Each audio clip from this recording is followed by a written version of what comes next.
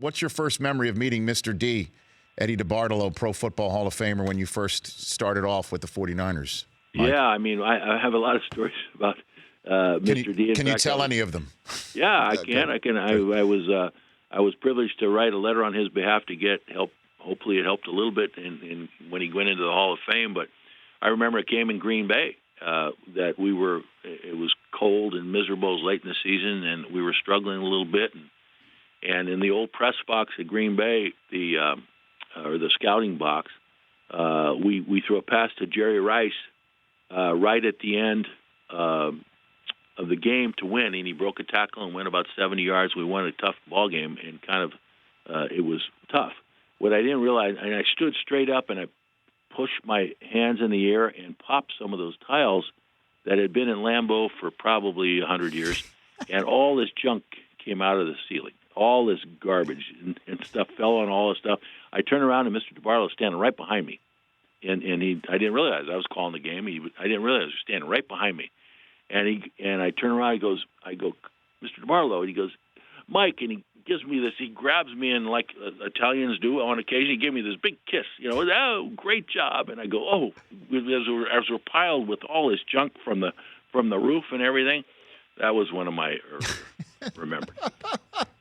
So you and Odell Beckham both left your mark in Lambeau on occasion. That's what you're saying. Yeah, we did. In the walls of Lambeau. And so you were the quarterback's coach at Brigham Young, and how did you get to the 49ers, Mike? Well, I was coaching there, and of course I had the privilege of coaching Steve Young and Robbie Bosco at BYU. We won the national championship, and at the time my kids were young, and so I was looking. I actually applied to be the head coach at University of Montana and interviewed there, and then didn't get that job and came back, and I'm very disappointed, obviously. And then a friend of mine called me from the Bay Area and said, listen, the quarterback coach for the 49ers left, and why don't you apply there? Come back out to the Bay Area. I said, well, shoot, I'm 4 years removed from high school coaching. That's not going to happen. He goes, well, do it. And so I did it. I reached out, and I got an interview, and interviewed with Coach Walsh and all the coaches out there in San Francisco. Grew up there, of course. And then they said, Bill was very honest with me. He said, I have a couple guys in mind, and you did a good job, but if this other fellow wants the job, I think I'm going to go that way. And so I said, great, thanks for the opportunity, which was kind of what I thought it was going to be. And I came back to BYU. And I'm out jogging one day. I was there 2 weeks, and the secretary goes, Coach Walsh phoned. I told him you were out jogging. I said, what? What did you do? Well, he said he'd phone back. So I said, okay, good. Wherever I am, grab me, get me. And so then Bill phoned and said, listen, would you like to we'd like to hire you. And I said, well, I got to talk this over. I'm going, instead of screaming and yelling on the phone, I said, I got to talk this over with Kathy and just make sure. He goes, okay, I'll talk to you tonight at home. So I went home and said, hey, we got a chance. And sure enough, I got the job. So coming back to this city I grew up in, and was very special. Coaching for Bill Walsh and then coaching Joe Montana, right? Yeah. That's it. That's the gig. Yeah, that's the gig. I want to tell you, Rich, though, that until I got there, Joe wasn't very good. That's right. He's coachable. Don't forget that, right? No, I'll tell you what. Cool. Another quick story is sure. that I was wondering how can I help Joe? Is what I'm thinking. This guy's great. He's won MVPs, Super Bowls, and all this kind of stuff. And Bill came up to me one day. I'd been there about 2 weeks. And it was the off season, of course. And he goes, listen, Joe's coming over. Why don't you guys grab a cup of coffee and talk and get to know each other? So I said, okay, this is going to be good. I'm nervous. I'm kind of nervous. I'm going, what am I going to do here?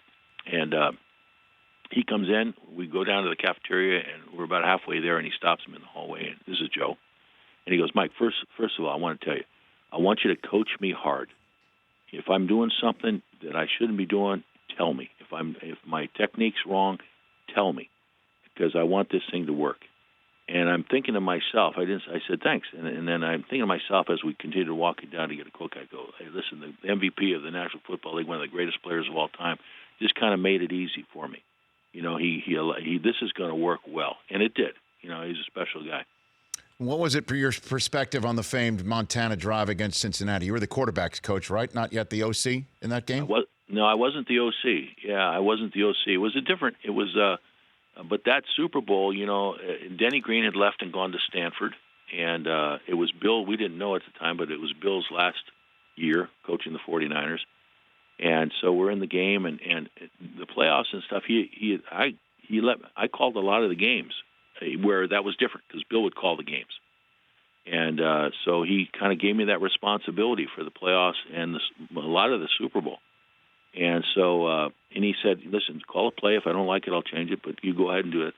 And so that was a great confidence builder for me, and kind of told me, "Listen, I can do this." I mean, because he kind of gave me the opportunity.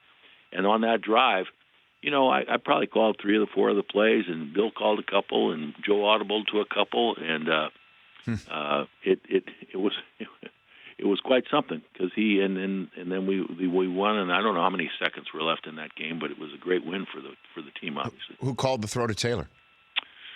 I think Coach Walsh did. Okay. Yeah, I think I would like to take credit for that, nice. Rich. But and all, if we're being real honest, we are. You and I have always been honest with one another.